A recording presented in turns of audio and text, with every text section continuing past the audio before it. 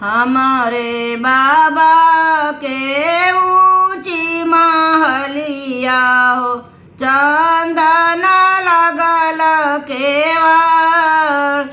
अंगना के बीचे बाबा मारो छवावेल, हरियर बसवा कटाई।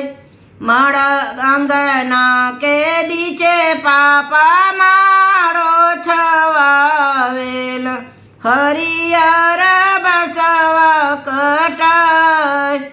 अंगना के बीचे चाचा मारो छवावेल, हरियर बसवा कटाई। अंगना के बीचे भैया मारो छवावेल, हरियर बसवा कटाई।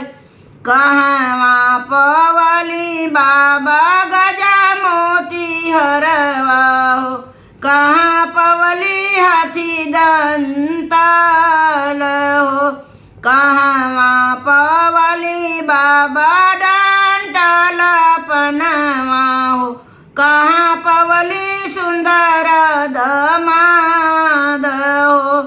कहवा पवली पापा गजा मोती हरवा हो, कहवा पवली हाथी दंताल हो। कहवा पवली पापा डांटल पनवा हो, कहाँ पवली सुंदर दमाद हो। कहवा पवली चाचा गजा मोती हरवा हो, कहाँ पवली हाथी दंताल हो। कहवा पवली चाचा डांटल पनवा हो, कहाँ पवली सुंदर दमाद हो। कहवा पवल भैया गजा मोती हरवा हो, कहवा पवला हाथी दंताल हो। कहवा पवला भैया डांटल पनवा हो, कहाँ पवला सुंदर बहनोइया। कहाँ पवला सुंदर बहनोइया। कहवा सोनारा घरे पवली बेटी गजा मोती हरवा हो, राजा घरे हाथी दंताल हो। राजा घरे हाथी दंताल हो। पनहरिया घरे पवली बेटी डांटल पनवा हो, देसा पैठी सुंदर दमाद हो। कैसे के निकली बाबा गजा मोती हरवा, कैसे के चिन्हली हथिया दंताल हो।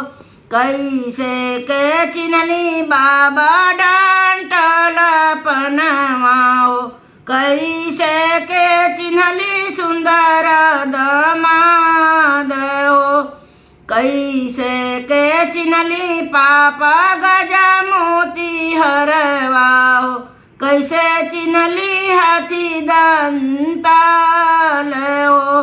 कैसे के चिन्हली पापा डांटल पनवा हो, कैसे चिन्हली सुंदर दमाद हो। कैसे के चिन्हली चाचा गजा मोती हरवा हो, कैसे चिन्हली हाथी दंताल हो। कैसे के चिन्हली चाचा डांटल पनवा हो, कैसे चिन्हली सुंदर दमाद हो। कैसे के चिन्हला भैया गजा मोती हरवा हो, कैसे चिन्हला हाथी दंताल हो। कैसे के चिन्हला भैया डांटल पनवा हो, कैसे चिन्हला सुंदर बहनोइया, कैसे चिन्हला सुंदर बहनोइया।